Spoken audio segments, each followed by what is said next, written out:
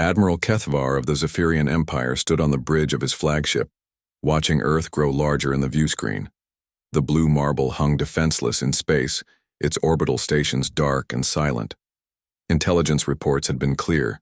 Humanity possessed no military fleet, no weapons capable of threatening the Empire's advance. They were farmers and merchants, philosophers and artists, hardly the stuff of galactic conquest. Pathetic, muttered Commander Vexilon from beside him. To think we allocated 3 full battle groups for this. Kethvar nodded, his 4 eyes scanning the tactical display. 200 Zephyrian warships surrounded the human homeworld, their plasma cannons charged and ready. The humans had been given an ultimatum: surrender unconditionally or face annihilation. Their response had been silence. "Sir?" the communications officer reported, his translator device crackling with static. "We're receiving a transmission from the planet's surface." "Put it through." The viewscreen flickered, revealing an elderly human woman sitting behind what appeared to be a simple wooden desk. Her gray hair was pulled back severely, and her dark eyes held no fear, only a cold calculation that made Kethvar's skin crawl. "I am Director Sarah Chen of the United Earth Defense Council," she said, her voice steady. "You have 30 seconds to withdraw from our system." The bridge erupted in laughter. Even Kethvar couldn't suppress a chuckle. "Director Chen, you seem to misunderstand your situation. We have 200 warships surrounding your planet. Your orbital defenses are offline.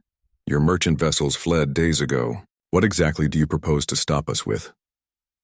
Director Chen's expression didn't change. She glanced at something off-screen, then looked back at the camera. 15 seconds. "This is absurd," Vexilon growled. "Sir, let's end this charade."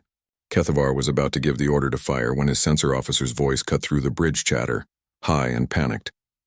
"Admiral, massive energy signatures detected. Something's rising from the planet's surface." The viewscreen automatically switched to tactical view, and Kethvar felt his blood freeze. Across Earth's continents, enormous structures were emerging, from what had appeared to be mountains, forests, and cities. They rose like mechanical gods awakening from slumber. Massive cylindrical towers bristling with weapons arrays, their surfaces crackling with energy that made space itself shimmer. "Impossible," whispered Vexilon. "Our scans showed no military installations." The sensor officer's voice cracked as he read his instruments. "Sir, I'm counting over 500 installations. Each one is generating more power than our entire fleet combined." Director Chen's face reappeared on the viewscreen, her expression unchanged. "You wondered what we would stop you with, Admiral. The answer is simple. With the same weapons that ended the last Galactic War 3,000 years ago." Kethvar's mouth went dry. The last Galactic War. Every species in the galaxy knew the stories. Of weapons so terrible they had scorched entire star systems. Of battles that raged across dimensions. Of technologies that defied the laws of physics themselves. But those were myths, legends. "The Terran defense grid has been dormant for millennia," Chen continued. "We hoped it would never need to wake again, but you forced our hand."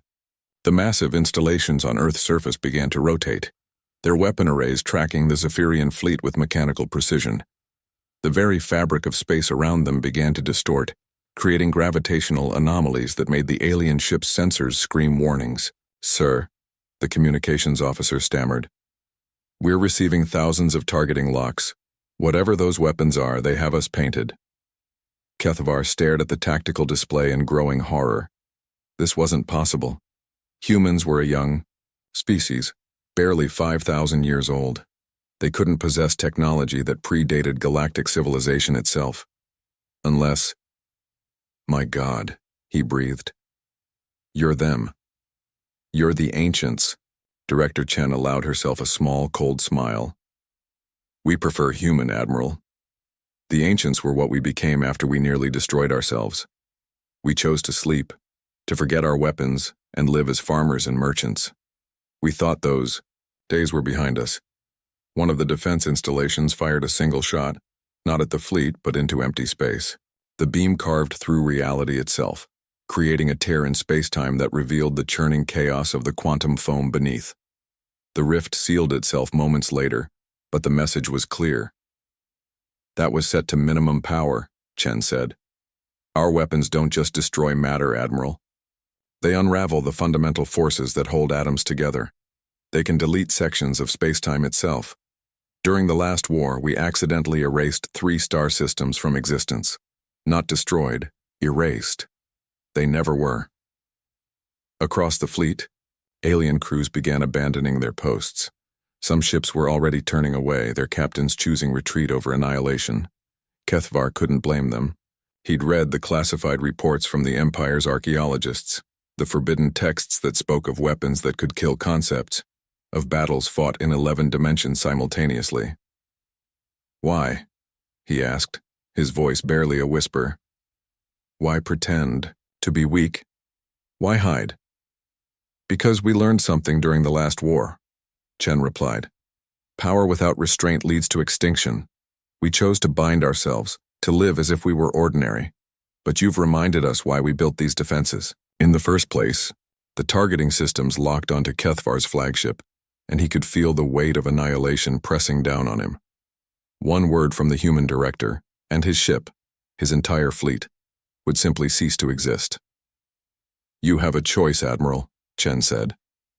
Withdraw now and live to tell the galaxy that humanity is under the protection of the Terran defense grid. Or stay, and discover why the ancients were feared by gods and demons alike. HFY looked at his crew, saw the terror in their eyes, and made the only choice he could. All ships, he commanded, his voice carrying across the fleet communications. Immediate withdrawal. Maximum burn. Leave the system. As the Zephyrian fleet fled, Chen watched from her simple wooden desk. The defense installations were already returning to their slumber, sinking back into the Earth's surface to resume their patient vigil. Humanity would continue to tend their gardens and write their poetry. But the galaxy now knew the truth. Earth's war engines slept lightly, and their dreams were terrible indeed.